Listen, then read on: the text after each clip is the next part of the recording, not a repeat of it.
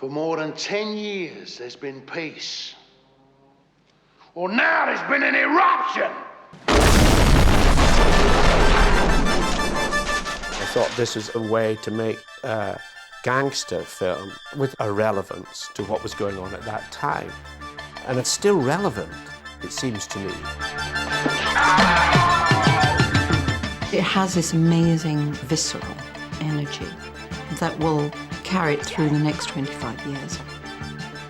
I think it is destined to be a true classic in that sense.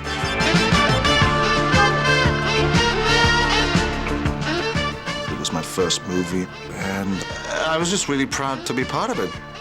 It was an amazing ensemble piece of work by everybody. There was a lot of static electricity coming actually from the set. There was that kind of feeling of it being extraordinary. It was a very enjoyable film to work on it. And I feel like sort of, you know, oh yeah, this is great, you know what I mean, really creating here at centre.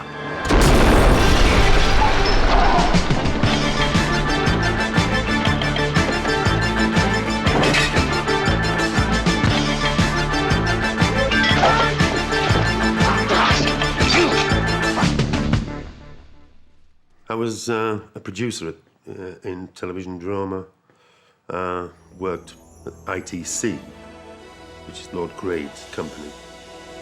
Barry Keefe was working with me on a play that I'd had him adapt.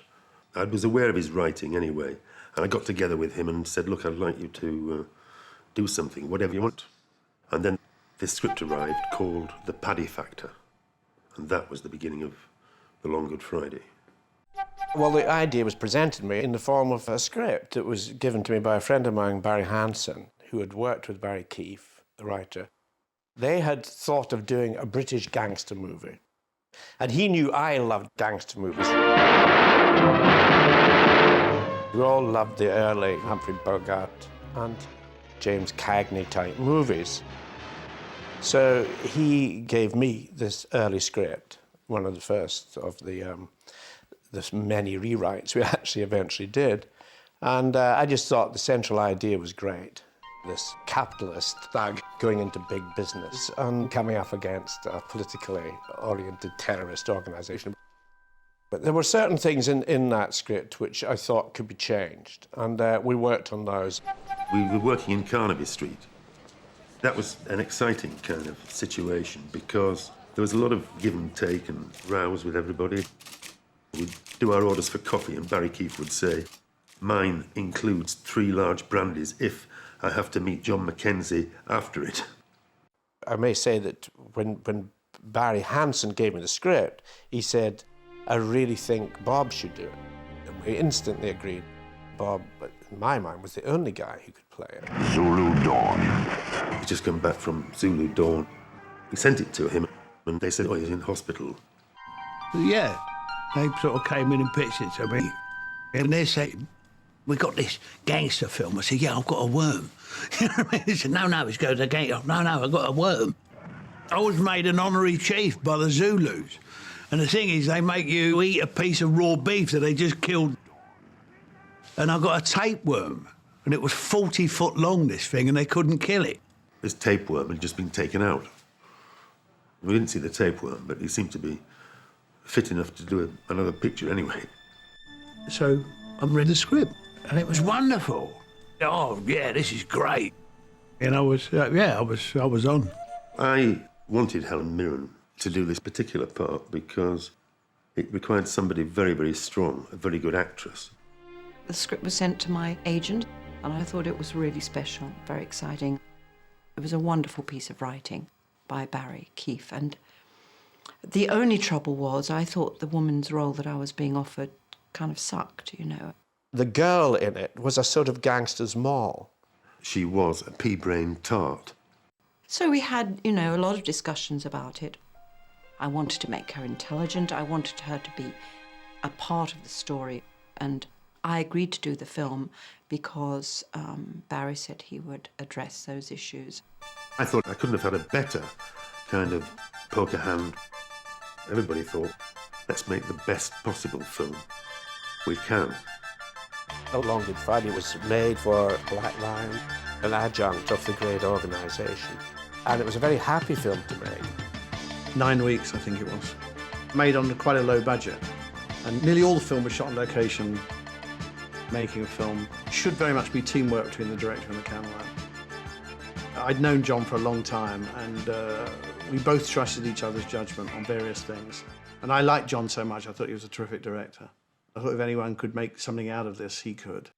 I always wanted this film to be, quite a film of some scale. There was originally going to be a totally different opening to this film, going over the Italian Apennines and swooping down on a van. And you see a hold-up and money being taken from this van, being taken by some Italian-looking guys.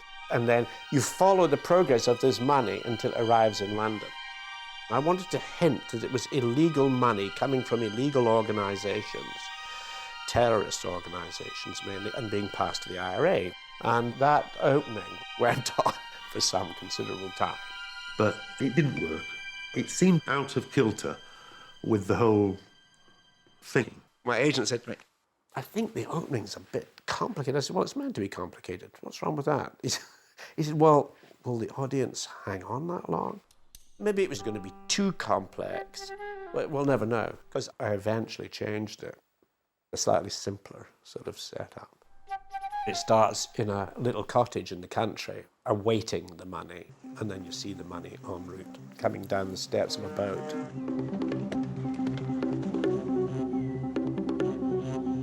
And the guy delving into it and all that.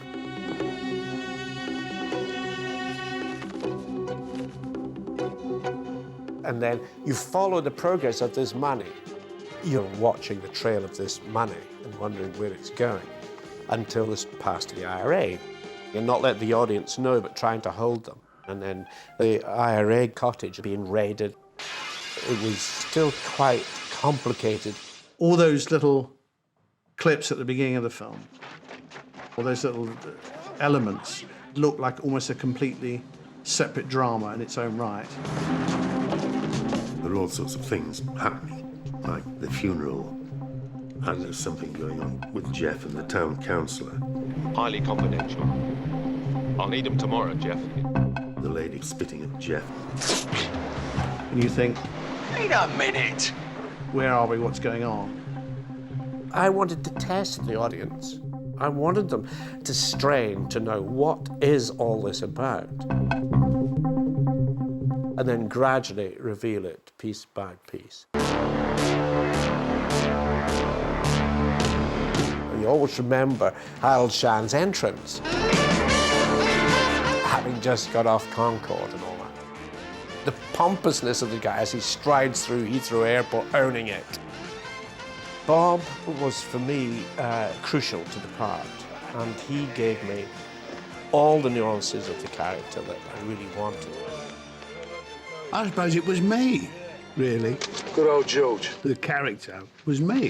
Everything all right while I was away? Apart from being a gangster, New casino's gone through. you know, sort of quite emotional, sort of, not always going the straight route. Yeah, he's climbing up the tree of his profession. You know, I didn't have to work hard at it. That was who I was.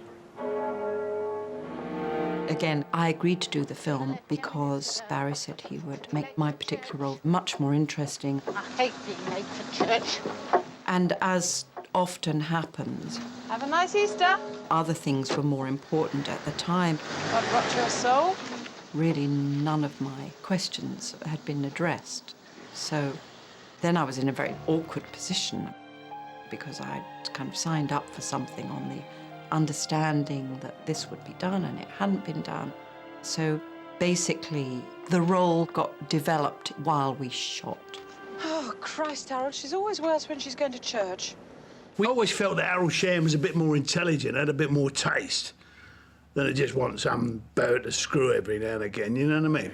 But he wanted a life partner, Cheers. and that's who Helen was. Have you organised everything? Yeah, it's coming along.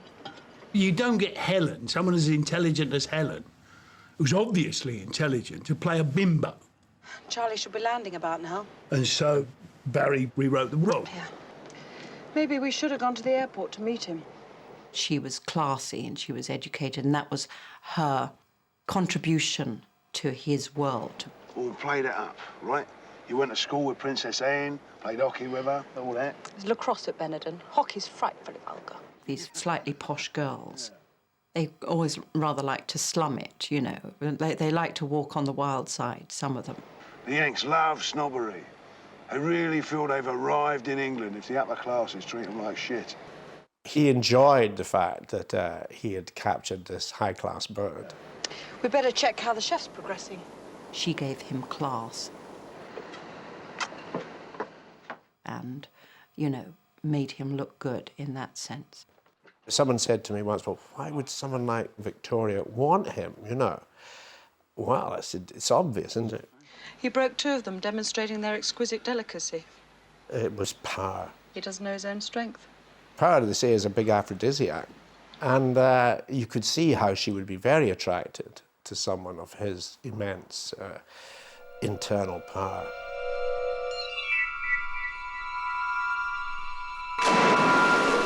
I had a great casting lady in this called Simone Reynolds. I said, I want this IRA guy to make a sort of impact. And Simone Reynolds came up with the name of this young actor called Pierce Brosnan. And I said, well, who's he? You know, who's Pierce Brosnan? This was my first film. My agent called me, said, I've got you 2 days, possibly 3 days work on a film called The Long Good Friday. Report to work next Tuesday, Morden swimming baths. I hadn't a clue what I was supposed to do. I hadn't read the script. They didn't send me the script. There was no dialogue. I didn't have to read for this part. John said, you play an IRA hitman. Got no lines, but you kill people. I said, I'm in. Great. And he said, this guy's gay, and you're picking him up, and you're gonna kill him. That was my job. Kill him. And the rest was for whatever I wanted to make it. All right. I picked the guy up, and then there's like, you know, give him the old knifey.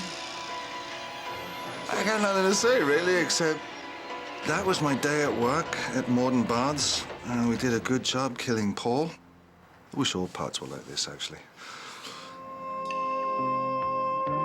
I wanted to do a sort of upbeat view of London, very modern and very glitzy, as reflected the life that Harold was leading. Hello, mate. You all right? Hello, Harold. Hello. Having a good time?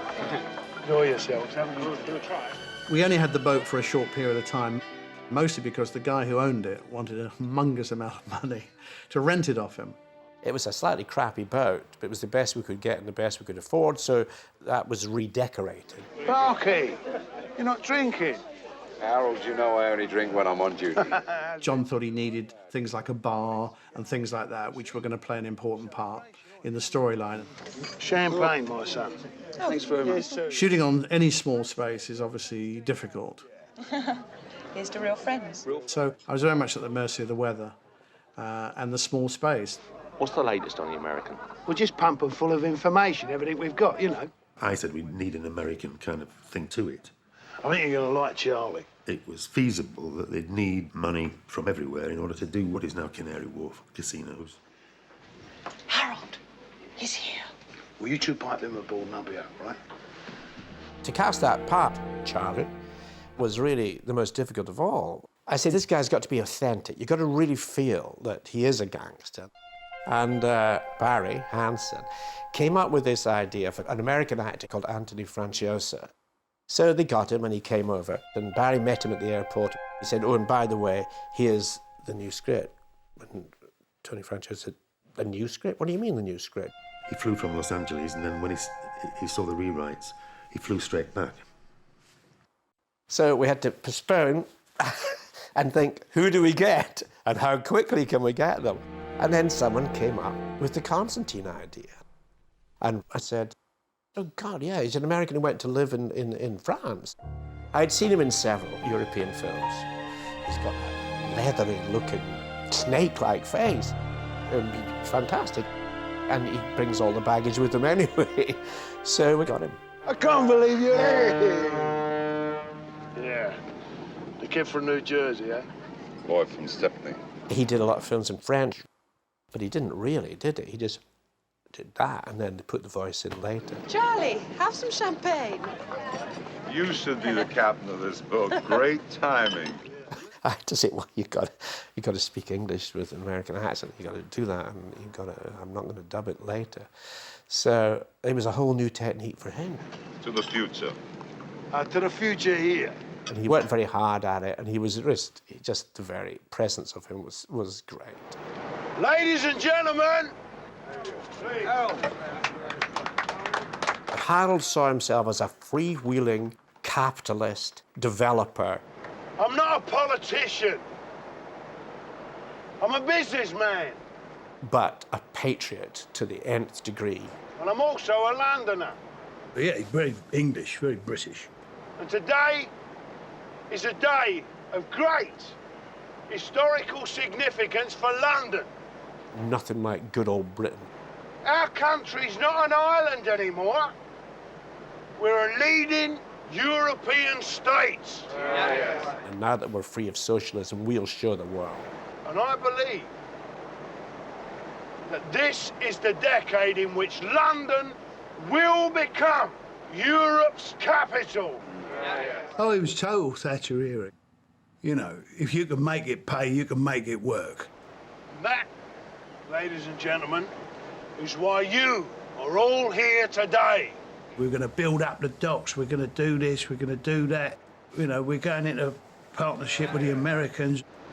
And why Charlie and Tony are here today. Our American friends. That was complete Thatcherism. Hands across the ocean.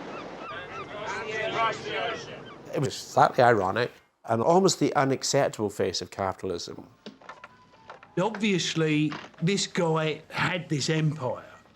From the top is the mafia, as far as he's concerned. This is a guy who's made it big time. Get a good sleep, Charlie. We got a tight schedule. This isn't a horse race. Don't rush me, Harold. And the business like him running around like a puppy dog saying Charlie this and Charlie that. I want you to meet my property lawyers, the best. And then there's someone you have got to meet. Harold, I said don't rush me. And you've got to have all that. I'll get everything covered that I have to cover, but in my own time. Come on, Harold. Let's leave Charlie alone for a while. So you got all facets of a quite complicated character, which I liked a lot. The way the story unfolds is that the leading character, Harold Shand, doesn't know what's happening to him. So the way we decided to shoot the film was that you didn't know anything was particularly going to happen. There are all these incidents in the film where the audience is continually thrown off guard. When we came to this event of the Rolls-Royce blowing up, we were determined to find a way that the audience didn't expect it to blow up. And what normally happens is you see a man get into a car, you change the angle, and the car goes up. We wanted to see if we could start the explosion with a man actually in the car. So what we did was the actor, he's in the church, he's watching Mum go down on her knees in front of the priest. And he's thinking, well, she's going to come out any minute now, so I better get the rolls ready. I am not worthy to receive you. So he goes out of the church. But it's not going to be the actor that gets in the car because it's a stunt. It's a difficult thing to do. So now you have to get a stuntman. We cut to his feet, so you don't see his face. Tracked with him as he went down to the Rolls-Royce, took the hinges off the boot lid and put a couple of mortars and a petroleum bomb. He opens the door, and as he slams it, the boot blows out. We cut, and a dummy is put in place. Then we put 4 other cameras round, and we blow the whole thing up. And then we just join the two together, and it looks like the whole thing goes up in one.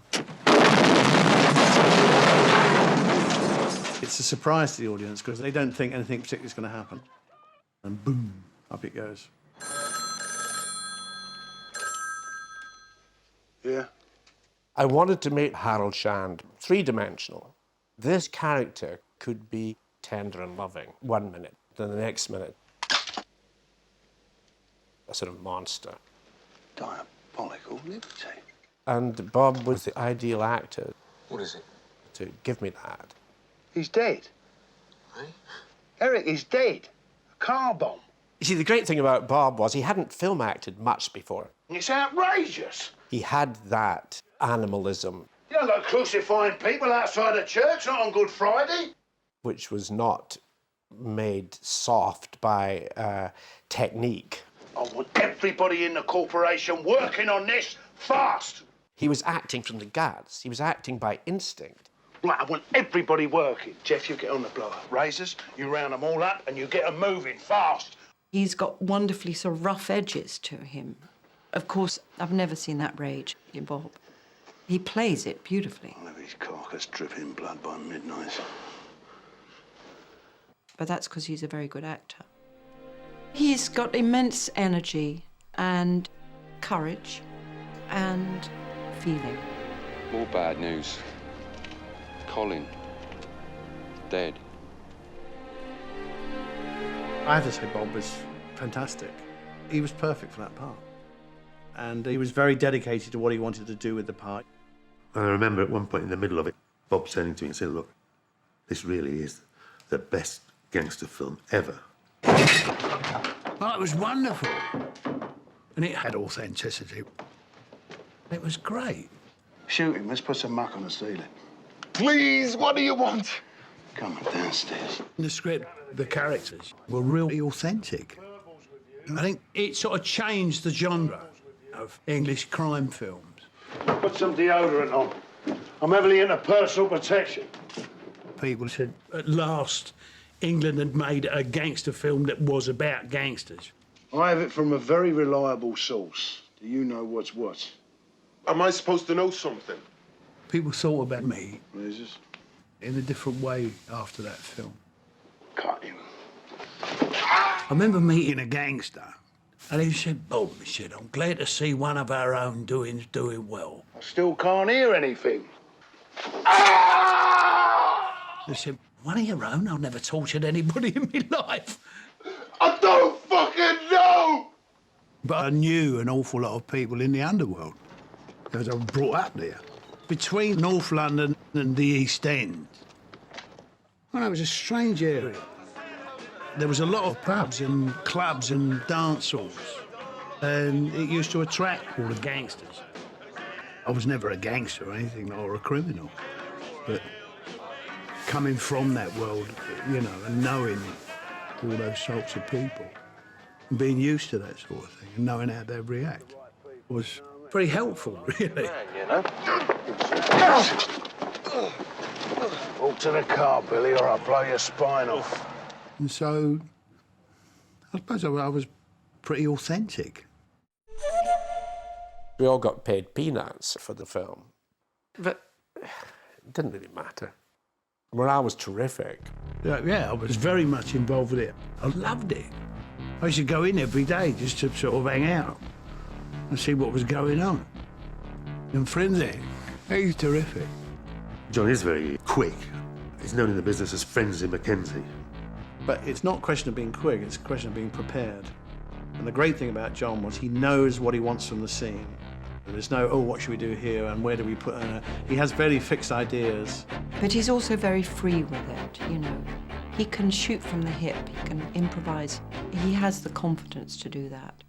And that's a really wonderful thing to have in a director. We shot it all around London, which is great for me, you know. I'm a Londoner, I was born in London. It's my city. And as much as it's about this gangster story, I think it's very much about London and Londoners. And one of the other problems working on location is that you can't always find exactly what you want, building-wise, and you have to create that. We built a pub in Wapping, the one that was blown up, and it was fantastic, very, very believable. It was done up like a real pub. They did the whole thing with the bar and the chairs and everything, because we had to walk through it. It was so beautifully built that people literally kept going up to the door, going, "Are you open?" "Oh, no, this is not a pub. Fuck off. You know what I mean? Give me a drink. And they had it all wired to blow up. And eventually they said, if you don't get out of here, we're going to blow this pub up. If you don't go, you're dead, all right? And that was the only reason we got them out.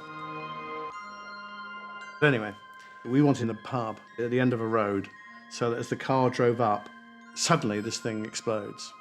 And you saw the explosion through the windshield of the car. You never saw it signalled, so you didn't know that it was coming. You're a bit sort of shocked. Let me up! Charlie! Everything's being blown apart.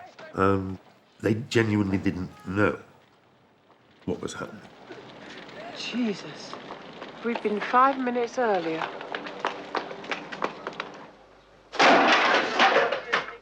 Bob then learned what's going on. What did these comedians look like? I don't know, H. I've never seen them before. They just look like any other mix, heavy mix. Mix? Yeah, you know, Irish. It's the IRA. As far as he's concerned, they're Irish gangsters. Check out all the mix in the heavy mob who are working on my manor. But gangsters nevertheless. It's just villains trying to frighten their way into a few quid. And you're with him, because in fact you've been rooting for him. If that mob's Irish, it's a different game. Now, those boyos don't know the rules. Names and addresses of the mix, right? But you sort of like wonder, is it a bit naive of him? I thought that the Paddy Factor was a great title. And I said, a Paddy Factor? I said, it's ridiculous. And I thought it was a good, snappy title. But it gives it away, you know. I want to build up a mystery in the film. So we had lots of discussion about that. Like all good directors, I mean, he will fight for what he wants and generally win. I mean, halfway through the film, he said, well, let's call it The Long Good Friday as a sort of working title. And The Long Good Friday, it remained after that. 2 or 3 mix have been very busy, covering a lot of ground here since yesterday. We had a lot of guys from the East End in the film. And not one of you lot has turned up with a thing. For them to know that a film was being made about their world. Someone, somewhere, knows. They loved it, they absolutely loved it. And we're going to find him. What is true about that East End world is it's always been very, very witty. Oh, remember the licence is in the post. Well, I'll only use it to get the pigeons off the caravan roof, don't I? And there's some brilliant brains that work in that world. Right. Arm up and get going. If they'd had a proper education, they would be heads of state. And lads, try and be discreet, eh? But they put all their brilliance into criminal activities. The people hanging upside down in an abattoir was Bob's idea. Everybody was hanging upside down. They were bringing them in. And Mike was the cameraman. Suddenly Mike says, hang me upside down. So we stuck him up on a hook. And he came in with the camera so you got their point of view, what it was like. Holding onto a camera, hanging upside down. It would have killed me. Yeah, because the camera's heavy. The most difficult thing with that was getting the actors to hang upside down. It's very uncomfortable because, first of all, the blood rushes to their head and they can faint. One of my closest friends, he's lying out there in the freezer. And believe me, all of you, nobody goes home until I find out who done it. What we had was a group of other people who would come in at the end of each take and come under their bodies and bring them level. You know, between, right, we ready? OK, gonna let you down again. Bang, and we started the scene again. Harold, believe me, look, if I knew, I'd say. You lying bastard. The light in that scene was basically available light because in a cold store that's minus 15 degrees, it's difficult to use any other form of light. You bastard! So I used all the fluorescents in the roof. And it had a slightly greeny blue look. That was a happy accident. That, for me, is a very successful scene. Dave King I'd known forever. Parky! About time! He was in Pennies from Heaven. You've got to drop it, Harold. I've had the bomb checked. It's the same sort of device the IRA use. But, you know, he was an old mate, and I had to whack him. This is special branch now, Harold. I'm turning it over to them. I had to slap him round the face. I remember we couldn't get it right. John, he said, I think we're going to have to do it again. But he was all right. He said, no, just do it, Bob, just do it. But he didn't mind. Remember who pays your wages, Parky? He was great. Victoria, unless you tell us what Harold's bad problems are, Tony and me, we're going to leave the table. We're going to check out of the Savoy, grab the first plane home. There will be no deal. I'm not a method actress remotely. I do the minimal of research. I'm more concerned with the script. Yes. And does the character live on the page? If it doesn't live on the page, it's not going to live on the screen. Well, those are the issues that I concern myself with. A car was blown up. Then a bomb was found at the Mayfair Casino. It hadn't detonated. One of our men was found dead in a swimming pool. I'll come to the set with ideas about scenes that I feel would help the story. I'll give you till tomorrow. But just one more foul up, and we're on our way back home. That goes without saying. It's not always to do with putting scenes in. Sometimes I feel a scene is unnecessary and I don't really understand where it's going, and it's better to lose it. There's a scene in the lift between Helen and the character Jeff. And Jeff says, I want to lick every inch of you. and there was a lot of dialogue. She turned round to us and said, I don't need the words, I can act this. And that's what she did. That scene is virtually dialogue-free. And it worked, simply. Saved by the bell. Good night. It was infinitely better. She was very instinctive about that. Sometimes we'd kind of improvise a bit. Bob was fantastically supportive. But I think it was a bit of a pain for John. He had so many other things to worry about. And really, you don't want some actress saying, and what about my role? It's not good enough. But I think he understood that it was making it a stronger movie. The scene in Harold Shan's flat, that was originally going to be a love scene. And he came over and they rolled about and had it off. And Helen said, I don't like doing this.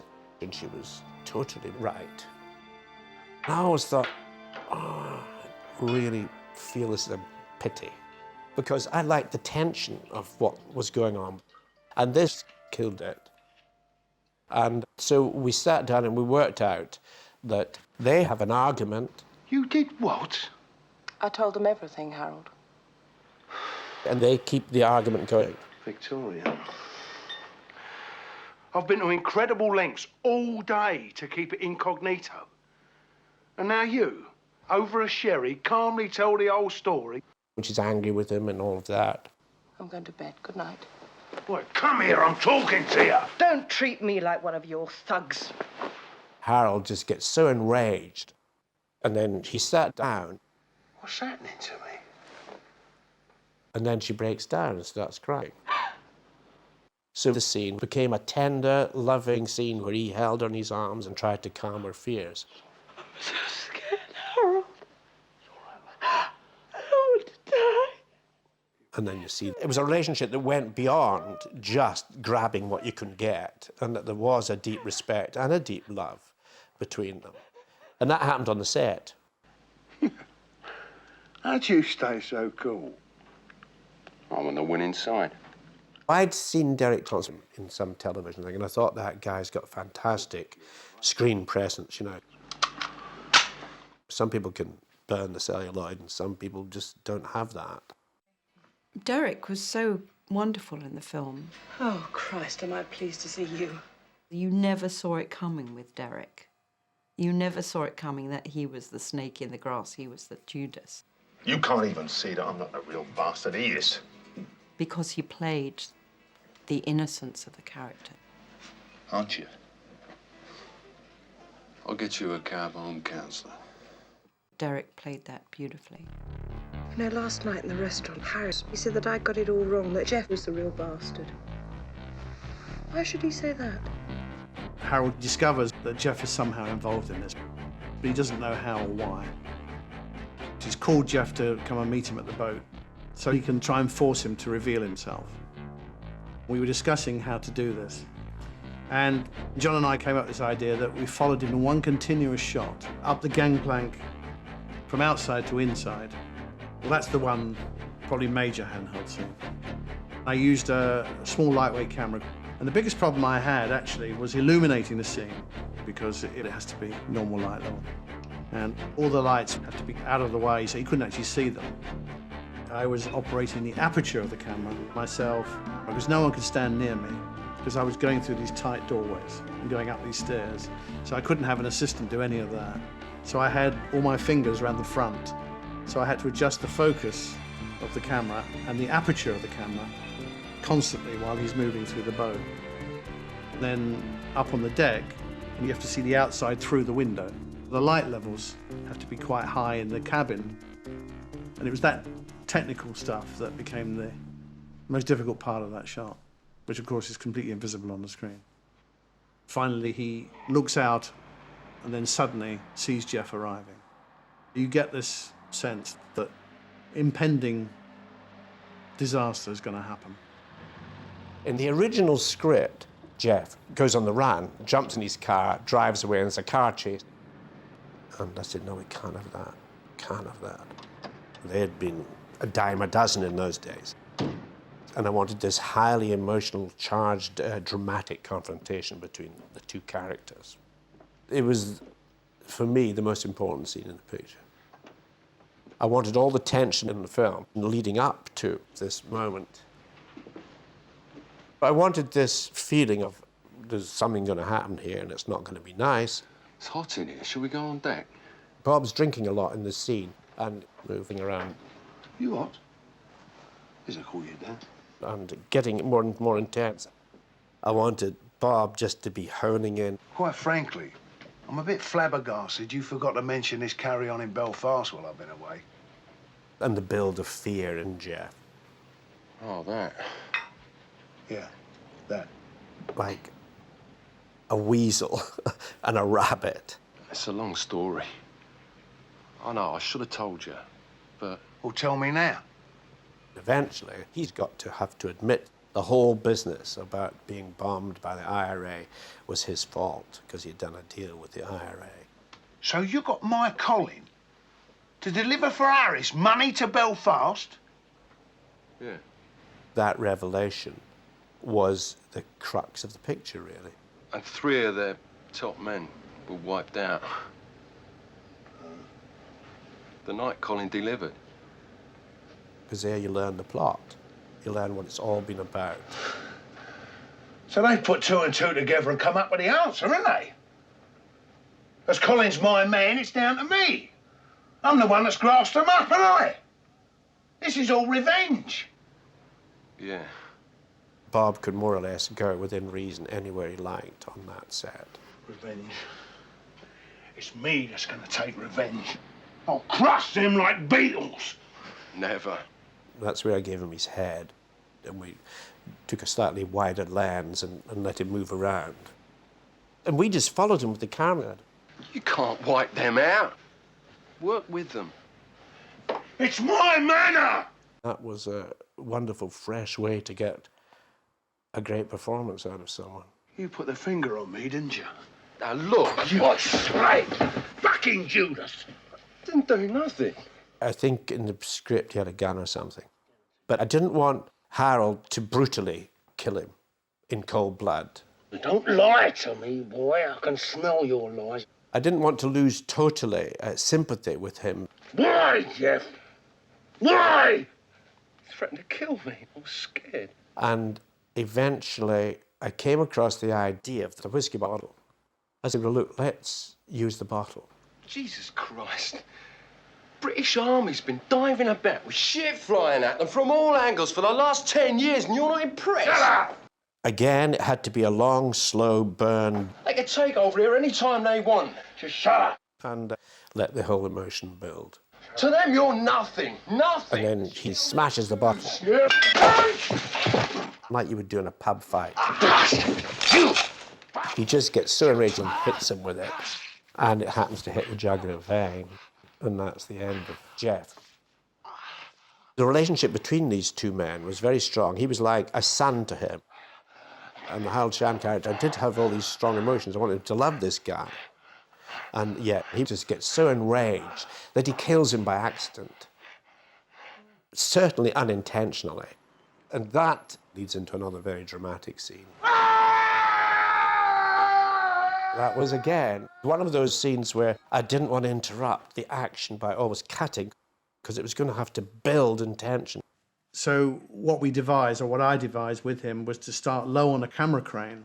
As Bob appears, we swoop up and look straight down on him. As he comes down, and then we come down, I climbed off the crane.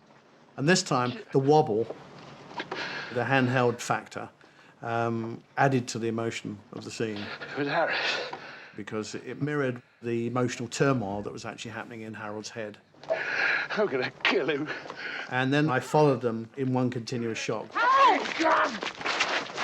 And she gets pulled along the ground and everything. And it's improvised. It just all happened like that. Right up to the time she's smacking him. I think it was done in one take.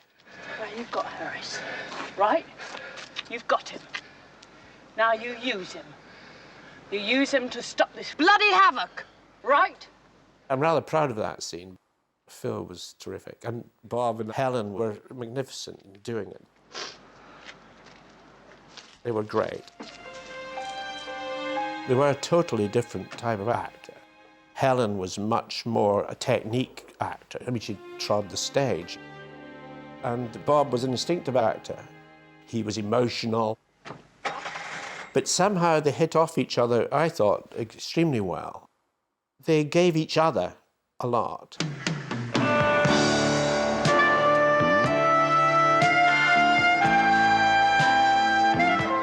Music is crucial, and sometimes you win and sometimes you don't, because you can get the great composer and never quite get the music you want. But in this case, I think we won with Francis Bankman. I took a chance because it hadn't done film music before. But I just thought he came out with this stuff that you'll always remember. A lot of tunes you could hold in your head in a way. He helped to contribute to make the film, I think, memorable. The central idea of the film was that there was a capitalist thug fighting politically oriented, politically committed terrorists, namely the IRA in this instance. These sort of themes, you know, the whole idea that one man's terrorist, another man's freedom fighter, were of great interest to me. And it still interests me today, actually. You can't deal with these people. For Christ's sake, they're not interested in money. They're political, they're fanatics. We're now into the war on terrorism. It's the bane of the world. The Harold Shands, they're up against something, they're up against an idea, which is very difficult to fight. This is Mr. Shand. He's brought the money. Harold Shand thought he could fight it. But you can't fight it like that. You do it in a different way.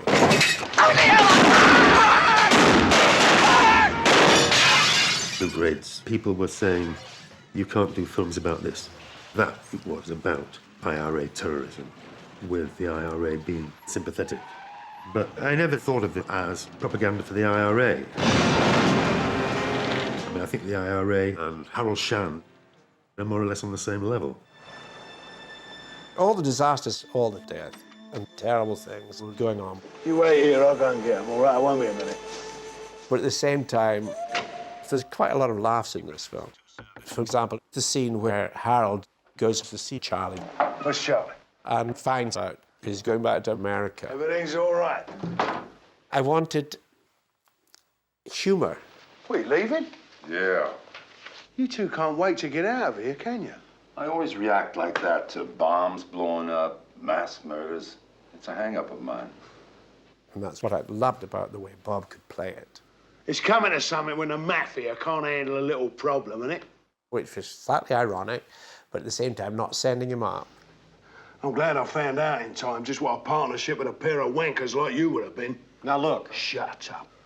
And then Bob goes into his patriotic speech. Us British, we used to have a bit more vitality, imagination, touch of the Dunkirk spirit, know what I mean? And you can say, God, how far will this man go? What I'm looking for is someone who can contribute to what England has given to the world. Culture, sophistication, genius. A little bit more than an hot dog, know what I mean? He's got to say it with passion and conviction. Look at you, the mafia. I've shit them. But at the same time, you know, you can laugh. I always find endings the most difficult thing to do. But I remember saying to Barry Hansen, when we were doing rewrites, the one thing I know is how to end this film. He said, I'm going to sit you in the back of the car. He said, and I'm going to put a camera on your face. I'll make that go on for minutes, if I can. I said, blimey, they'll be going out in droves. Yeah, they're going to buy it. He said, no. He said, you do it. And it was to start outside the Savoy. Bob gets in the car. Here, hold up, where's Victoria? And sees Helen taken away. Bob Hoskins gets whisked away. And then I show up in the front seat, popping up with the gun. Pierce Brosnan, I never met him. He actually takes me off and kills me, but I never met him. Welcome to the world of film. I showed up to shoot the sequence. Bob Hoskins wasn't there. Phil Mayhew was in the back with the camera and lights. John Mackenzie driving, and me giving my best smile of malevolence. But I was completely ignorant. I didn't realize that it was going to be such a cinematic moment. And when they did my bit, John actually taught me that a camera can see you think. He said, I don't want you to act, I just want you to think.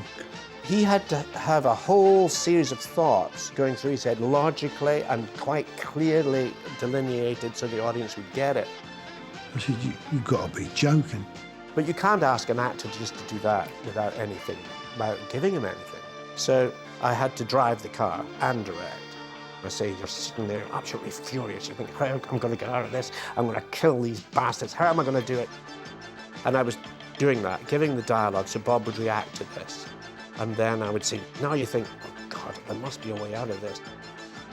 And then gradually we go through the whole sequence where I then say to him, now you're going to give it. And you've got to surrender.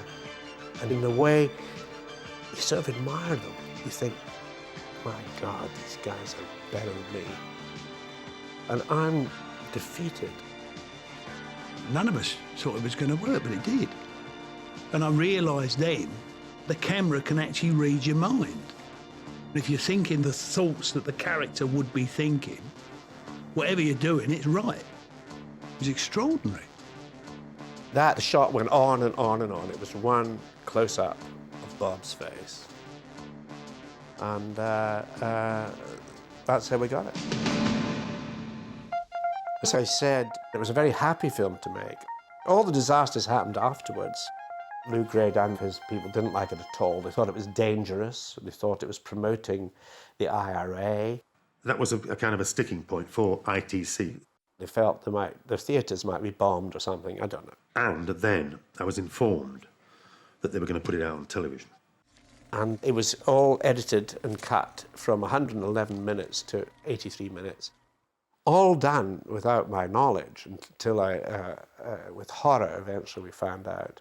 And then they went ahead and revoiced Bob with an actor whose hometown was Wolverhampton. The revoicing of Bob was the big mistake they made. They said, come in and see it, Bob. You know what I mean? You'll love it. We've done it really well. And I saw 10 minutes of it and said, you're nicked. My contract says you cannot dub me without my permission. And I'm slapping an injunction on this. You are nicked. Bob then had to say he would go to court because this was going to destroy his career. Then I went to see Jack Gill, who was sort of the managing director of the great organisation, and I said, look, this business about the court case, it's going to be awful for you guys because we've got all the knights, the sirs of the trade, going to come and say in the court that the worst thing you can do to a leading actor is to deprive him of his voice. And he went pale, because also they were into all this sort of snobby sort of stuff. And I said, it'll be a big case, and you'll look rather bad. And the simple way out of this whole thing is if you sell the film to us. Eventually they said, all right, you can buy the film. I thought, yeah. You know what I mean? Yeah, thanks. And then I met Eric Idle at a party. And I said, you must have made a fortune out of the life of Brian. Do you want to buy a movie? And he said, well, let's have a look at it. So I set up a showing and they bought it. And from then on, it was handmade. And that's how it went out. The Long Good Friday. Long Good Friday was distributed here and was really successful, and then went to the States. It was slightly uncomfortable for American audiences because there's a lot of English Cockney slang. I like to sing song, but who's your fancy for a lullaby? Well, choppers and a boob. So actually, we put a glossary of terms. On the American version, these are the vital words you gotta just remember if you can. But it got very well received in America, this film. It got great reviews. The Long Good Friday, a gangster film in the classic old Hollywood mold of sharp craftsmanship. Bob Hoskins, a terrific actor, is a Cockney Edward G. Robinson. It was just tremendous from that point of view. I have to say, when I saw the finished film, I was blown away by what John had done. It was a great couple of hours in the cinema.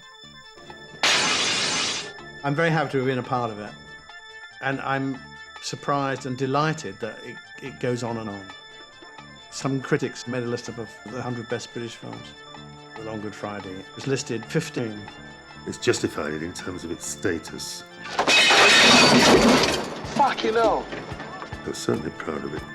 But, you never think that you're going to make something that's regarded so long afterwards as that thing. For me, as an actor of 25 years of age, it was brilliant. But I'm glad I made something with my career. Otherwise, you wouldn't be talking to me. I'd just still be the guy at the end of the movie. I think The Long Good Friday is one of those rare movies that has this amazing inner energy. And it's because of that inner energy that it will always be watchable. I would have thought it would have been really dated by now. But everywhere I go now, people come up and start saying they loved it. And it's great that they say that. Oh, jolly good. I have to admit, it was about the happiest film I can remember. And that isn't always a good augury. Sometimes you do films like that and you think, what a wonderful experience has been, and the thing bombs, So you can't be sure you've got something of real quality. But everything on the film was great. Everyone put their heart and soul into it and loved it. It was important for us at that time, important for all our careers. So it was memorable. I think of it warmly.